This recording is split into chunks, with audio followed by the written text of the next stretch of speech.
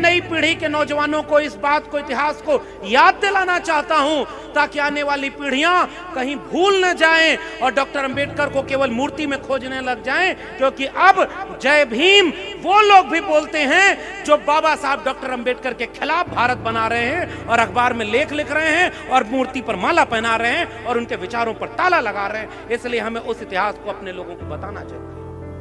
वो नई पीढ़ी को रोज धर्म के नाम पर लड़ाते हैं, वो एक धर्म को दूसरे धर्म से लड़ाते हैं, देश की संपत्ति को, देश के अधिकार को, देश के सम्मान को मुट्ठी भर लोगों के हाथ में देना चाहते हैं। और लेकिन उनको इतना पता चल गया है कि डॉक्टर अंबेडकर के खिलाफ बोल करके इस देश में सत्ता पर नहीं बैठा जा सकता, इसलिए 14 अप्रैल को अंबेडकर जयंती भी मनाते हैं। यह हमारे सामने सबसे बड़ी चुनौती आ गई। लेकिन मैं नौजवानों से पूछना चाहता हूं कि एक सवाल तुम भी पूछना कि डॉक्टर अंबेडकर जैसे महामानव से बचपन से लेकर के बड़े होने तक ये भेदभाव करने वाला कौन था? कोई भूटान से आया था या ईरान और इराक से आया था? ये जो बैलगाड़ी पर बैठने नहीं दिया वो किसी दूसरे धर्म का था क्या? वो कौन था जो जाति को लेकर के इतना अपने को श्रेष्ठ समझता था? समझदार को इशारा काफी। और उस जाति व्यवस्था से डॉक्टर बाबा साहब अंबेडकर टकराए थे। और गुजरात में वो जगह आज भी है, सयाजी बाग, जहां डॉक्टर अंबेडकर ने रोते हुए संकल्प लिया था कि इतना पढ़ लिख करके मैं लौटा। कहने वाले कहते हैं कि 32 डिग्रियां, हम तो कह रहे हैं कि जितनी भी डिग्री थी डॉक्टर अंबेडकर के पास, एक भी फर्जी डिग्री नहीं थी, सारी ओरिजिनल डिग्री लेकर के आए थे। ओरिजिनल डिग्री थी, एक भी फर्जी नहीं थी और छुपाना भी नहीं पड़ता था। जिन यूनिवर्सिटीज में डॉक्टर अंबेडकर ने पढ़ाई की वो आज भी अपने को इस बात से गौरवान्वित महसूस करते हैं कि नॉलेज, सिंबल ऑफ नॉलेज हमारे यूनिवर्सिटी का विद्यार्थी रहा है और बड़े शान से बताते हैं। और मैं उसी दिल्ली विश्वविद्यालय का विद्यार्थी और प्रोफेसर दोनों रहा जो महामानव की डिग्री दिखाने से छिपाता है। समझदार को इशारा काफी। अब तो कोर्ट ने कह दिया है कि जो महामानव की डिग्री मांगेगा उसी पर हर्जाना लगा देंगे, सब उसी का है।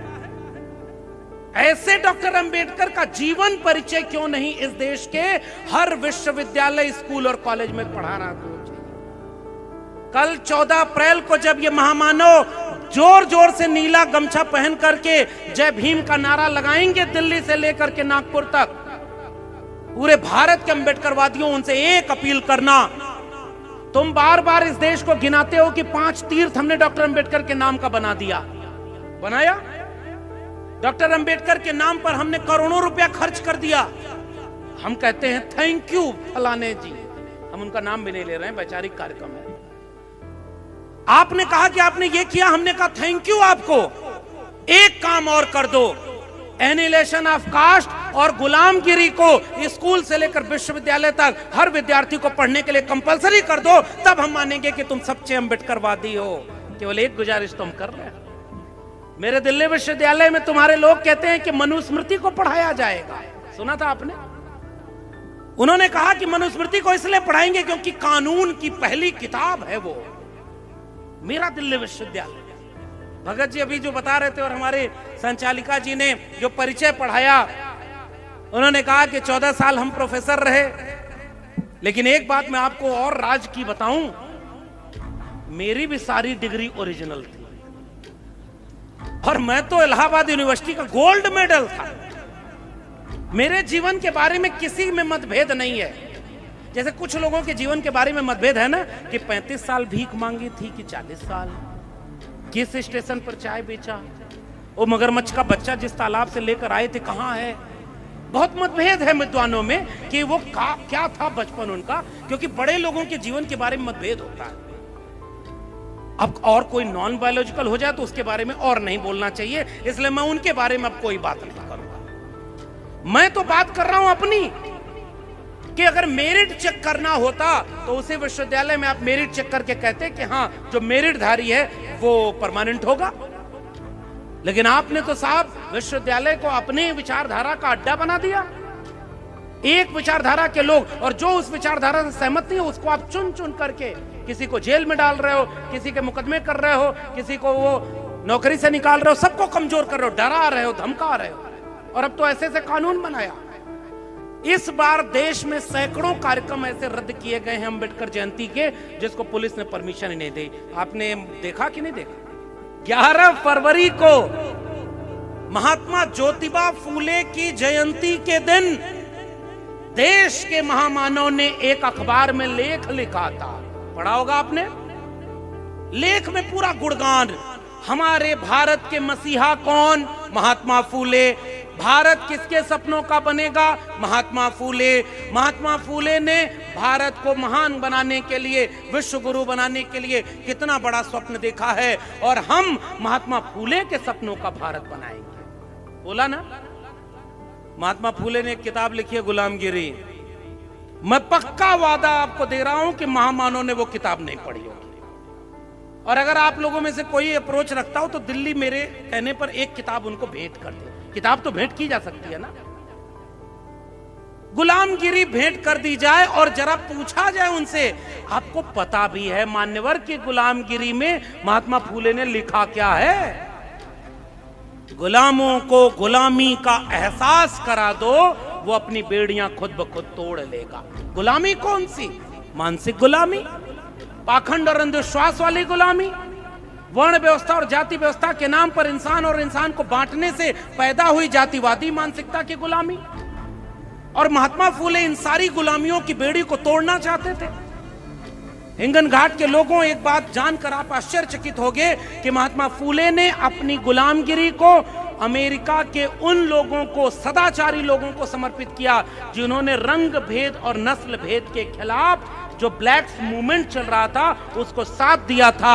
हमारे यहाँ जितने लोग जाति उन्मूलन का आंदोलन चलाते थे, सबको इन्हीं लोगों ने रोज जातिवादी कह करके अपमानित किया, और आज अपनी कुर्सी सिक्योर करने के लिए उनकी जयंती के दिन आर्टिकल लिख रहे हैं और फूलमाला मूर्ति पर चढ़ा रहे हैं। हम कहना चाहते हैं, जाति व्यवस्था को खत्म करने का जिन जिन नायकों ने प्रयास किया, उनको जातिवादी कहने का काम किसने किया था? संत कबीर ने किसके लिए लिखा था? एक बूंद एक मलमूत्र, एक चाम एक गूदा, और एक बूंद ते सब उत्पन्ना कौन बाभन कौन सूदा। और ये सब कहते हैं कि अंग्रेजों के आने के बाद भारत जातिवादी हुआ। मैंने जो अपनी दूसरी किताब लिखी, जाति जनगणना, और मेरी कोशिश थी, अमन बाबू बैठे हुए हैं, आप सबके सहयोग से उसका मराठी एडिशन आज लॉन्च होने वाला था, लेकिन अभी उसमें 10-15 दिन टाइम है। मराठी में आ जाएगी, आप पढ़िएगा। हिंदी में चाहें तो अभी भी ऑनलाइन मिल रहे। क्या है? जैसे जाति जनगणना की मांग उठी, और भगत जी ने बिल्कुल ठीक कहा कि यहाँ के ओबीसी अभी जागे भी नहीं है, यहाँ तो अभी जगाना है, क्योंकि बहुत सारे लोगों को लगता है कि हम तो ऊपर हैं, श्रेष्ठ हैं, और उत्तर भारत में हमारे यहाँ भी ऐसा हुआ था। लेकिन जिन ओबीसी को लगता था कि वो बहुत श्रेष्ठ हैं, उन्होंने चोटी रखकर जब कथा कहाई तो उनकी चोटी काट करके कहा कि तुम्हारी हिम्मत कैसे हुई कि तुम कथा कह सकते हो? कथा कहने का अधिकार तो केवल हमको है। महामानव चुप थे उस दिन। महामानव बोले क्यों नहीं? ये जाति के नाम पर इंसान को इंसान के बराबर बनाना चाहिए, ये क्यों भेदभाव कर? तब ये मैं सवाल करता हूं कि जातिवाद अंग्रेजों की जाति गिनने से पैदा हुआ? ये तो वही बात हुई कि एक बीमार आदमी डॉक्टर के पास चला गया और डॉक्टर से कहा कि जनाब जरा एक्सरे कर दो, पता चल जाए कि क्यों परेशान हूं, बेचैनी रहती है। डॉक्टर ने जब एक्सरे करके दिखाया कि तुम्हारी किडनी फेल है, मरीज दौड़ के चीख पड़ा, डॉक्टर ने मेरी किडनी को फेल कर दिया। जबकि डॉक्टर ने तो केवल जांच की थी, किडनी तो आप ऐसे ही फेल लेकर के बैठे थे। भारत में जाति के नाम पर भेदभाव तो भारत में पहले से है। जाति जनगणना होगी तो केवल एक्सरे हो जाएगा, पता चलेगा कि देश में 80 करोड़ लोग जो 5 किलो अनाज पर जिंदा हैं, उसमें 90% SC ST OBC हैं, और 100 लोग जो अरबपति बन गए उनमें एक भी SC ST OBC नहीं है। फिर ये भारत किसका है? ये सवाल बाबा साहब की जयंती पर पूरे देश को पूछना चाहिए कि ये बंटवारा इस देश में क्यों है, और बाबा साहब होते तो इस बंटवारे के खिलाफ लड़े होते। 1% आबादी के पास 73% संपत्ति का कब्जा, 3% आबादी 80 से 90% संपत्ति पर कब्जा, और 10% संपत्ति पर इस देश का 90% आदमी जी रहा है केवल किसी तरह। और जीने के लिए उसने किया क्या है? मुफ्त में राशन मिलेगा ताकि जिंदा मतदाता बने रहो, जबकि इस मुल्क को मुफ्त में पढ़ाई और दवाई चाहिए थी ताकि जागरूक मतदाता बना रहता और देखता कि वो किसको ताकत देकर हुक्मरान बना रहा है, जो पूरे देश को बेच तो नहीं रहा है। लेकिन उसने क्या किया? मुफ्त में शिक्षा और दवाई नहीं दी, मुफ्त में राशन दिया है। जिंदा रहो, 24 घंटे खाओ और जरूरत पड़े तो उसके लिए शौचालय में जाओ। अंग्रेज लूटे देश को तो फिर भी रेल बना गए। मुगलों को भी कहते हैं कि बहुत लूटा, तो ताजमहल लाल किला बना गए। पिछली सरकारों को भी ये कहते हैं बहुत लूटा, तो सरकारों ने IIT, IIM, एम्स और इंस्टीट्यूट बना दिया। हमारे महामानव ने इतना लूटा और केवल शौचालय दिया। ये तो सवाल हम इस देश से पूछेंगे ना कि आज इस देश की संपत्ति पर SC, ST, OBC का कितना कब्जा है। बाबा साहब ऐसा भारत बनाना चाहते थे जिसमें गरीब SC, ST, OBC नहीं है। बाबा साहब ऐसा भारत चाहते थे जिसमें हर हाथ को काम और हर हाथ में कलम होनी चाहिए थी, और ये ऐसा भारत बनाना चाहते हैं जिसमें हर हाथ से काम छीन लें और हर हाथ में तलवार और त्रिशूल बांट दे, ताकि रोज लोग कभी जात के नाम पर कभी मजहब के नाम पर लड़ते रहें, कोई शिक्षा न मांगे। और इसीलिए मैंने अपनी पहली किताब प्रोफेसर की डायरी में ये बात लिख दी है। नारा जोर से लगाया गया, पढ़ेगा इंडिया तो आगे बढ़ेगा इंडिया। लेकिन हकीकत में क्या हुआ? न पढ़ने दो इंडिया को, न आगे बढ़ने दो इंडिया को। क्यों? क्योंकि अगर पढ़ेगा इंडिया तो समझेगा इंडिया, और समझेगा तो सवाल करेगा। 2 करोड़ एक साल में कहां है? 15 लाख एक अकाउंट में कहां है? 100 स्मार्ट सिटी में बनना था, हिंगन घाट या नागपुर को ही बना देते। नागपुर से बढ़िया जगह उनके लिए क्या हो सकती थी? स्मार्ट सिटी है, स्मार्ट गांव बना, काला धन आना था, आया। फिर हुआ क्या जल्ले इलाही? हम आपसे जानना चाहते हैं। हुआ ये कि आज इस देश में 600 वाइस चांसलर देश के सेंट्रल यूनिवर्सिटी और स्टेट यूनिवर्सिटीज में हैं, और 50 वाइस चांसलर भी SC, ST, OBC के नहीं हो। हुआ ये कि देश में प्रोफेसर अगर 90% पोस्ट पर अगर आप RTI लगाएंगे तो केवल एक तबके के 10% आबादी के हैं, और 90% आबादी के प्रोफेसर वहां पर नहीं मिलेंगे। हुआ ये कि आज कोर्ट संसद में खड़े होकर के कानून मंत्री कहते हैं कि पिछले कुछ सालों में 600 कुछ जज बनाए हैं हमने हाई कोर्ट में। 78% जज 3% पॉपुलेशन से, और 90% पॉपुलेशन से 10% भी जज नहीं।